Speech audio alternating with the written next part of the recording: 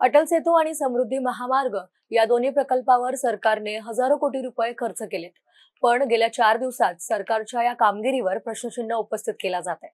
चला समजून घेऊयात नेमकं काय घडलंय, का घडलंय आणि यामागचं कारण काय आहे. नमस्कार, मी प्रतीक्षा आणि तुम्ही पाहताय माय महानगर लाईव्ह. प्रथम समजून घेऊयात अटल सेतू प्रकरण. मुंबई आणि नवी मुंबईला जोडणारा हा प्रदेशातील सर्वात लांबलचक समुद्री पूल अटल बिहारी वाजपेयी शिवडी नवाशेवा अटल सेतू 21,200 कोटी रुपयांच्या खर्चाने बांधलेला हा महामार्ग अवघ्या 20 मिनिटात मुंबईतून बाहेर पडण्याची सोय देतो. पंतप्रधान नरेंद्र मोदी यांनी 2024 मध्ये त्याचं उद्घाटन केलं. पण 9 सप्टेंबर 2025 रोजी रात्री 11:30 वाजता शिवडी येथे एक अचानक धक्कादायक घटना घडली. अटल सेतूपासून अवघ्या 50 फूट अंतरावर पूर्वमुक्त महामार्गाखालील रस्ता 20 फूट लांब आणि 15 फूट खोल खचला. सुदैवाने कोणतीही जीवितहानी झाली नाही, पण हा रस्ता तात्पुरता बंद करण्यात आला. आता प्रश्न असा आहे की हा रस्ता का खचला? कारण आहे जुनी नाला व्यवस्था. अटल सेतू बांधताना मुंबई महानगर प्रदेश विकास प्राधिकरणाने म्हणजेच MMRDA ने या नाल्याची दुरुस्ती करण्याचा निर्णय घेतला होता. कारण या नाल्यातून शिवडी पूर्वेकडील सांडपाणी शिवडी खाडीत सोडलं जातं आणि भविष्यात पुलाला धोका होऊ नये म्हणून. पण MMRDA ने नाल्याचा आराखडा मागितला होता. बोरीबंदर पोर्ट ट्रस्ट म्हणजेच BPT आणि मुंबई महानगरपालिकेने आराखडा नाही असं सांगितलं. त्यामुळे केवळ नाल्याची डागडुजी झाली, पण काम पूर्ण झालं नाही. परिणामी यंदाच्या पावसाळ्यात रस्त्यावर खड्डे पडले आणि हा जुना रस्ता जो 40 ते 50 वर्ष जुना आहे अचानक कोसळला. MMRDA ने स्पष्ट केलंय की हा भाग अटल सेतूचा नाही तर BPTचा रस्ता आहे आणि BMC ची जबाबदारी आहे. दुरुस्ती सुरू आहे, पण महत्वाचं म्हणजे हा प्रकार प्रवाशांना त्रासदायक ठरला. आता दुसरी घटना म्हणजे समृद्धी महामार्ग. हिंदू हृदय सम्राट बाळासाहेब ठाकरे समृद्धी महामार्ग जो 701 किलोमीटर लांबीचा आहे आणि 24 जिल्ह्यांना जोडतोय. 55,000 कोटी रुपयांच्या खर्चाने बांधलेला हा महामार्ग मुंबई नागपूर प्रवास 8 तासात पूर्ण करतोय.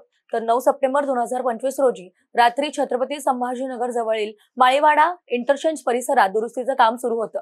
पुलावर छोटे छोटे खड्डे पडल्यामुळे खिळे आणि एपॉक्सी ग्राउंडसाठी अॅल्युमिनियम नोझल्स ठोकले गेले, जेणेकरून वाहनांचं संतुलन बिघडणार नाही आणि खड्डे बुजतील.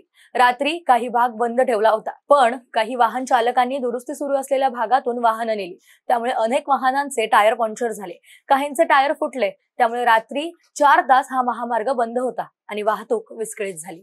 महाराष्ट्र राज्य मार्ग विकास महामंडळ म्हणजेच MSRDC ने स्पष्टीकरण दिलंय की हे खिळे नव्हते, तर रस्ता दुरुस्तीसाठी वापरलेले अॅल्युमिनियम नोझल्स होते. काम रात्री 11:30 पर्यंत पूर्ण झालं होतं आणि वाहतूक डायव्हर्ट देखील केलेली. पण काही वेगवान वाहनं बॅरिगेट्स ओलांडून आली आणि नोझल्स वरून गेली. त्यामुळे 3 ते 13 वाहनांचे टायर पंक्चर झाले. दरोडेखोरांचा संशयही व्यक्त करण्यात आलेला. MSRDC ने सांगितलंय की हे फक्त देखभालीचं काम होतं. मात्र सोशल मीडियावर व्हायरल झालेल्या या व्हिडिओमुळे प्रवाशांमध्ये भीती पसरली. आता मोठा प्रश्न आहे की हजारो कोटी खर्च करून बांधलेल्या या महामार्गावर दरवर्षी खड्डे का पडतायत? कारण एक म्हणजे जुनी इन्फ्रास्ट्रक्चर, जसं अटल सेतूला जोडणारा 50 वर्ष जुना रस्ता. दुसरं म्हणजे समन्वयाचा अभाव. MMRDA, BMC आणि BPT यांच्यातील आराखड्यामुळे अडचणी.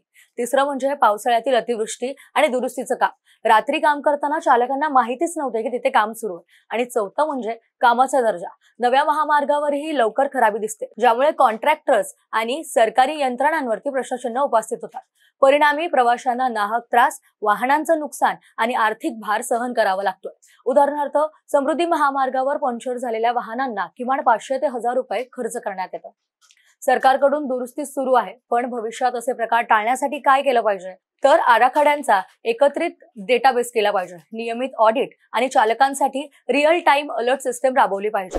महाराष्ट्रात दरवर्षी महामार्गावर खड्ड्यांमुळे शेकडो अपघात होतात, त्यामुळे हे गंभीर आहे. याबद्दल तुम्हाला काय वाटतं आम्हाला कमेंट बॉक्समध्ये नक्की सांगा. आणि ही माहिती आवडल्यास जास्तीत जास्त लोकांपर्यंत शेअर करा. सर्वात महत्त्वाचं म्हणजे बेल आयकॉनला क्लिक करायला विसरू नका आणि हाईप करायला विसरू नका.